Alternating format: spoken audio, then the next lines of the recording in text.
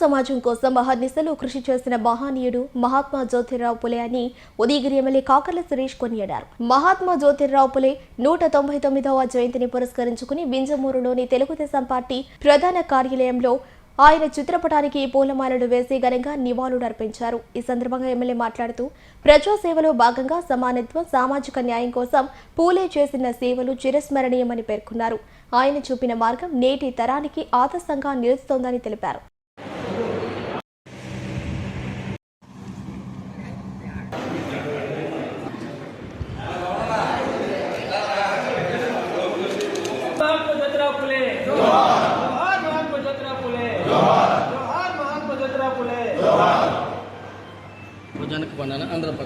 ఆయన ఎంతో ప్రయాసలకు వచ్చి ఆ యొక్క విధిని ఈ యావత్ భారతదేశం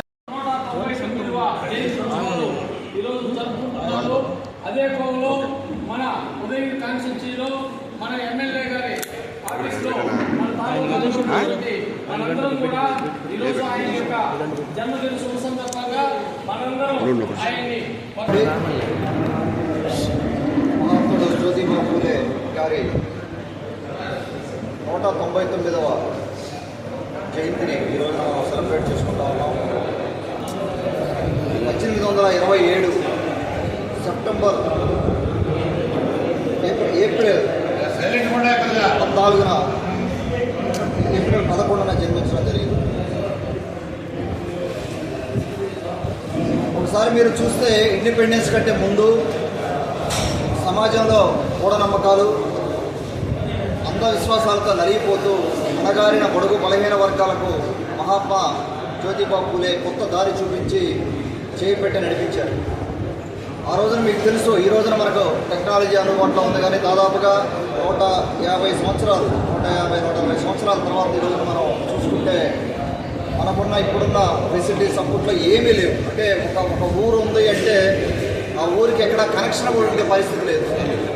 ఆ ఊరు తర్వాత ఒక 10 కిలోమీటర్లు ఇంకో ఊరు ఉంటే ఆ ఊరికి సంబంధాలు కూడా లేదు. ఎవరి ఎకానమీ వాళ్ళది, ఎవరి స్కూల్ వాళ్ళది, చదువుకుంటే చదువుకున్నట్టు లేకపోతే లేదు. అటువంటి వాతావరణంలో ఈ మహానుభావుడు మన ఆ రోజున 1827 ఏప్రిల్ 11న జన్మించి జ్యోతిరావు పూలే గారు ఎంతో ఆదర్శప్రాయంగా ఎక్కువగా మహిళలకు సేవ చేశారు. మహిళలకు సంబంధించిన ఎన్నో ఉద్యమాలు చేశారు. అలాగే మనకు ఆయన సతీమణి సావిత్రిబాయి పూలే మన దేశంలో తొలి మహిళా ఉపాధ్యాయురాలు వాళ్ళ వైఫ్. 1864లో బాల హత్య ప్రతిబంధ గృహాన్ని స్థాపించాడు, కొన్ని సంస్థలను స్థాపించాడు.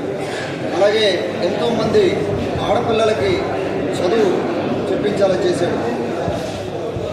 ఎన్నో కార్యక్రమాలు ఆ రోజున ఆయన చేయడం జరిగింది. అంటే అక్కడ ఆ రోజున్న అవకాశాలను గుర్తించుకొని చేయడం జరిగింది.